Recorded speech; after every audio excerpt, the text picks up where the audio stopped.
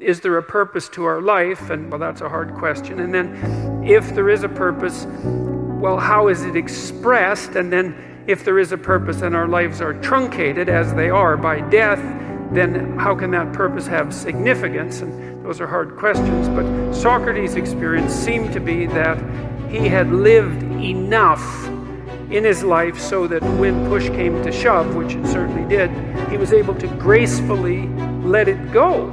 And that's, and he attested to that with his death. And that's fairly convincing, I mean, that's a fairly convincing argument. And it's one that I find, well, it's hard to tell if I find it exactly credible, but I don't find it incredible. I mean, I certainly have noticed that as I've got older, and I've done things, various,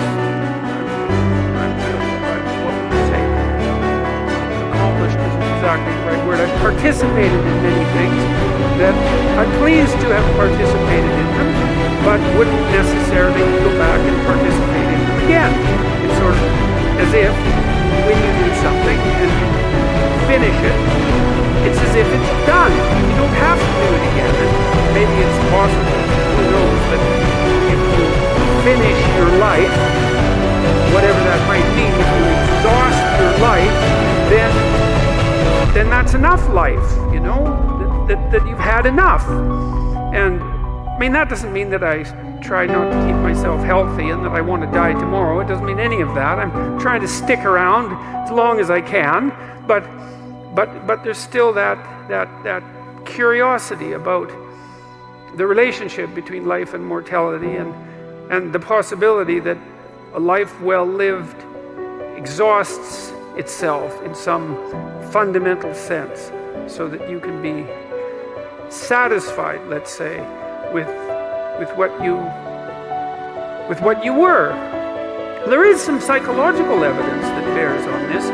If you ask people what they regret, especially as they get older, what they generally report is things not done. So they don't regret so much mistakes they've made, although of course people obviously regret mistakes they've made as well. So they don't exactly regret sins of commission, right? Errors that they've actively made. They torment themselves for opportunities that had presented themselves that they did not, let's say, exploit or engage in. And I think that's worth thinking about too, because one thing that I have become convinced about with regards to human consciousness, which I think is equivalent to the spark of divinity in some sense that our fundamental stories insist has been placed within us, is that human consciousness is that faculty that confronts potential itself. I think there's good neurological evidence for this, by the way, for those of you who are scientifically minded, because we build circuits within us for habitual action that we've practiced many times that seem to run in a very deterministic fashion.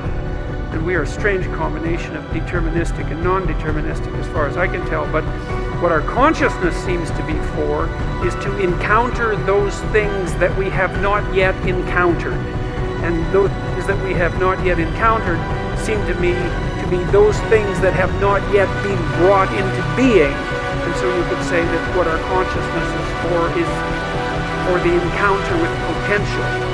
That our consciousness is it's not for the past, it's not even for the present. It's to transform the future into the present. And really that's what our consciousness does. When you wake up in the morning, you have a new day ahead of you, and the day could take you in very many directions. And the weeks and the years, all of that can take you in very many directions. And you have some apprehension about what those directions might be. You have some apprehension about what role your choices might make in transforming that potential into one form of actuality or another. I mean, you certainly know that there are dreadful mistakes that you might be very tempted to make that would produce all manner of hell around you and still be tempted to do it. It seems like it's sitting there right in front of you as a possibility.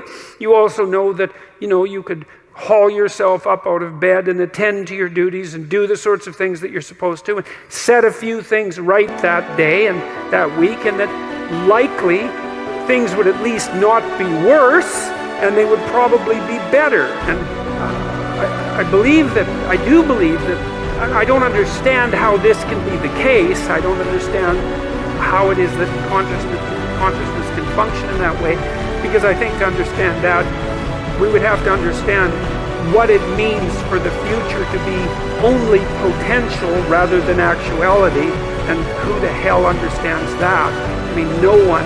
And then we'd have to understand how it is that our conscious choices and our conscious ethical choices transform that potentiality into actuality, into reality, into the present and the past. And we certainly act as if we believe that that's what we do. We upbraid ourselves. For example, when we do a bad job of it, we're upset with our children and those we love if we don't believe that they're living up to their potential. We're guilty and ashamed when we make choices that we feel are inappropriate. We understand to some degree that the manner in which time lays itself out has something to do with the ethics of our choice. And again, I would say that's a very deep idea. I think it's the most true idea I know. It's very emphasized, that idea emphasized in ancient religious stories such as those that are outlined in Genesis, when Genesis with its strange insistence that God is that which brings order out of chaos, formless potential, generates the world out of formless potential, and that we're somehow made in that image, which seems to me to be the case. And that the proper way, by the way, to go about acting in that image is to act in relationship to the potential that confronts you with truth and with courage, careful articulation. That's the logos. And that if you do that, then what you bring forth is good.